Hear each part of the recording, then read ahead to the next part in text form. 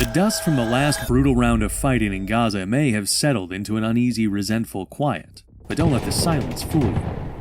Israel is now making moves, bold and controversial, that are carving up the Gaza Strip and fundamentally reshaping its future, possibly forever.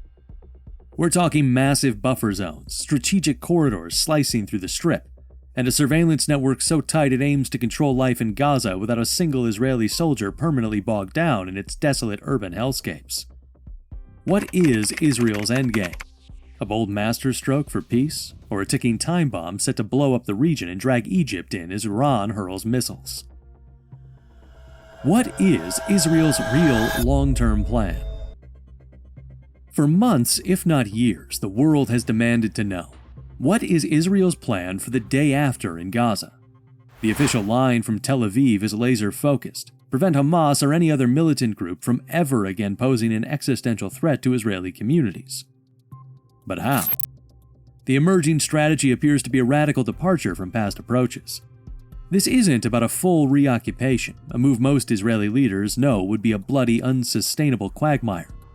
Instead, it's about creating a new security architecture based on strategic depth, overwhelming surveillance, and the ability to strike hard and fast from just outside Gaza's population centers.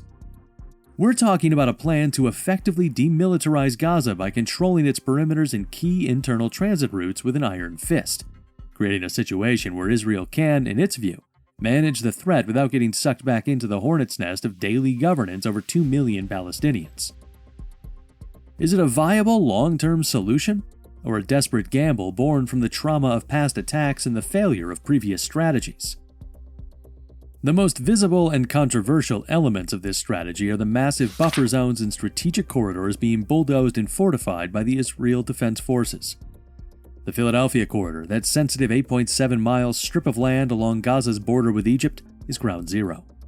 By May 2025, reports indicate Israeli forces have significantly re-established control here, constructing new watchtowers, sensor arrays, and patrol roads. The stated aim? To sever Hamas's lifeline for smuggling weapons and materials from Sinai.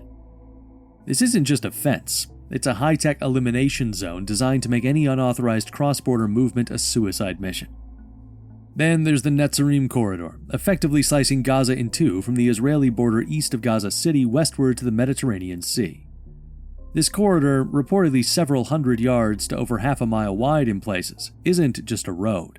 It's a strategic barrier designed to prevent the free movement of militants between northern and southern Gaza, allowing the IDF to isolate and control sections of the Strip at will.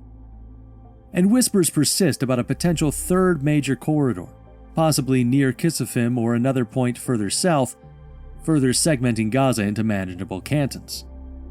These aren't just security measures, they are profound alterations to Gaza's geography, redrawing its internal map with brutal efficiency. So how does Israel plan to control Gaza if its troops aren't permanently stationed inside densely populated cities like Gaza City, Khan Yunis, or Rafah, whose post-2024 status remains a volatile question mark? The answer appears to be a combination of overwhelming technological surveillance and the threat of rapid, punitive military incursions from these new buffer zones and corridors. Imagine a Gaza constantly monitored by high-altitude surveillance drones, AI-powered sensor networks embedded along the buffer zones, and sophisticated intelligence gathering. The idea is to detect any emerging threat, a rocket launcher being set up, a tunnel being dug, a militant cell forming in its infancy, and neutralize it with precision strikes or swift, targeted raids before it can escalate. Life for ordinary Gazans under this new regime? Likely a grim reality of restricted movement between the newly demarcated sectors, constant Israeli overwatch, and an economy even more crippled by the lack of free internal transit and access to borders.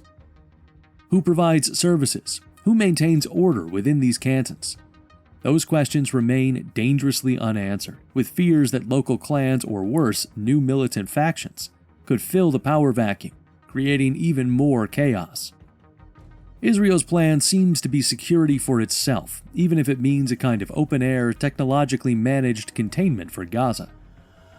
Egypt on edge. Israel's aggressive moves along the Philadelphia corridor have sent shockwaves through Cairo, threatening to unravel the historic 1979 Egypt-Israel peace treaty. That treaty demilitarized much of the Sinai and established specific arrangements for border security, arrangements Egypt sees Israel as unilaterally violating with its expanded military presence and operations right on the Egyptian border. Egyptian officials, usually circumspect, have reportedly issued stern warnings to Tel Aviv through back channels, fearing that Israeli actions could destabilize Sinai, push desperate Gazans across the border, or even draw Egyptian forces into an unintended confrontation. The Rafah crossing, Gaza's only official outlet to the world not controlled by Israel, has become a major point of contention, with Egypt wary of any permanent Israeli control that undermines its own sovereignty and role. As of May 2025, the diplomatic tightrope is frayed, with both nations reportedly reinforcing their border presence. "This is playing with fire," an Arab diplomat was quoted. "The peace treaty is a cornerstone of regional stability. Undermining it over Gaza's border is a risk no one can afford." Israel's new plan uses buffer zones in Gaza, but the big question is, will these really stop groups like Hamas over time? Army leaders believe cutting off supplies and constant watching will work. They also think quick army moves will stop fighters from returning. Yet many experts have doubts. They worry that making Gaza even more cut off will just create more anger, desperation, and new, stronger resistance.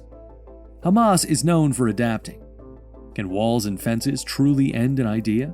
Is Israel just making a bigger problem for later by creating so much pressure? And this leads to a huge problem. Who will actually run Gaza? If Israel doesn't stay and Hamas is removed, who takes over? The other Palestinian leaders are seen as weak and can't do it. Other countries don't want to manage Gaza without a clear plan for its future. Letting local groups rule might just lead to more fighting inside Gaza. Without a real government that Gazans and the world accept, Gaza's future looks dark.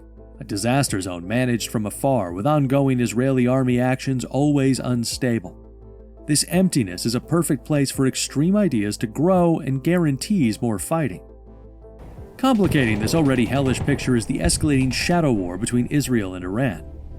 Reports emerging in late 2024 and early 2025 of direct Iranian missile strikes targeting Israeli territory, a dramatic escalation from Tehran's usual proxy warfare, have fundamentally altered the regional security calculus. While details remain contested and heavily censored by both sides, the fact that such strikes reportedly occurred, even if intercepted or causing limited damage, signals a new era of direct confrontation. How does this impact Israel's Gaza endgame? It likely hardens Tel Aviv's resolve to create an absolutely impenetrable security buffer around Gaza, seeing any Hamas resurgence as an Iranian proxy threat on its immediate border. It also diverts critical Israeli military and intelligence resources to face the larger Iranian threat, potentially making a long-term nuanced solution for Gaza even less of a priority than raw, overwhelming security control. Could a future flare-up in Gaza or an Israeli miscalculation in its buffer zone operations be the spark that ignites a wider Israel-Iran war, dragging in Hezbollah, the Houthis, and potentially even the United States? The region is a tinderbox, and Gaza is sitting right on top of the fuse. Gaza's humanitarian catastrophe deepens. Whatever the strategic merits or demerits of Israel's new Gaza plan, the immediate and long-term human cost for the over 2 million Palestinians trapped in the Strip is almost unimaginable.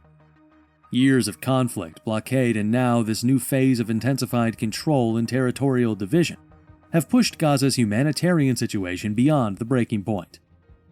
Access to clean water, food, medicine, and electricity remains catastrophic. The destruction of infrastructure from previous military operations is immense, and reconstruction efforts are stymied by the ongoing security situation and severe restrictions on materials entering the Strip. These new buffer zones, often carved out of previously agricultural or residential areas, mean further displacement, loss of livelihoods, and a shrinking space for Gazans to live. International aid organizations describe an environment of profound despair, with an entire generation growing up knowing nothing but conflict, siege, and hopelessness. Can any security plan for Israel be truly sustainable if it condemns millions of Palestinians to a future devoid of dignity, opportunity, or a viable political horizon? History suggests not. And where does the United States, Israel's most crucial ally, stand on this new reality taking shape in Gaza? Publicly, Washington continues to affirm Israel's right to self-defense and the need to prevent Hamas from re-establishing a military threat. But behind the scenes, there's reportedly deep unease and growing frustration within the Trump administration.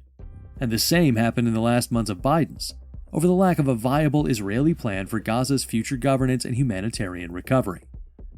The truth is, nobody cares about Gaza anymore.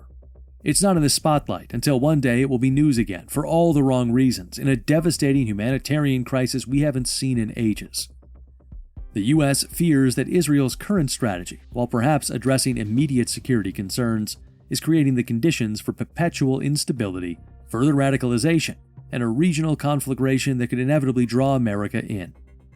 Washington is reportedly exerting significant diplomatic pressure on Israel to allow more humanitarian aid, to clarify its long-term political vision for Gaza, and to avoid actions, particularly around the Philadelphia corridor, that could irrevocably damage relations with Egypt. But how much leverage does the U.S. truly have, or is willing to use, when Israeli leaders frame their actions in Gaza as existential for their nation's security? It's a precarious diplomatic tightrope, with the abyss of a wider war yawning below. Israel's emerging endgame for Gaza, a combination of deep buffer zones, strategic corridors, high-tech surveillance, and a divided, contained Palestinian population, is a strategy born of profound security anxieties. But is it a strategy for lasting peace, or merely a blueprint for a new, more technologically managed phase of a seemingly endless conflict? Critics argue that without addressing the core political issues, the Israeli occupation of Palestinian territories, the lack of a viable Palestinian state, the ongoing blockade, and the deep-seated grievances of the Palestinian people, no amount of concrete, sensors, or military force can guarantee Israel's long-term security. They fear this new approach risks turning Gaza into a permanently fractured, impoverished, and resentful enclave, a source of perpetual instability that will inevitably erupt again. Is Israel, in its desperate search for absolute security, inadvertently laying the groundwork for its own forever war in Gaza, a conflict with no political solution, no hope for reconciliation, and no end in sight? Israel is redrawing the map of Gaza, forging a new iron cage of buffer zones and surveillance in a desperate bid for security. But is this an endgame, or just the prelude to the next, even more brutal chapter in a generations-long tragedy? Can a people be indefinitely contained, their aspirations for self-determination indefinitely denied, without an eventual catastrophic explosion? And as Iran's shadow lengthens and regional tensions hit boiling point, is Israel's strategy a shield against chaos, or a spark that could ignite the entire Middle East? The future of Gaza and perhaps the region hangs precariously in the balance. What do you think Israel's real plan is, and can it ever lead to peace? Let us know.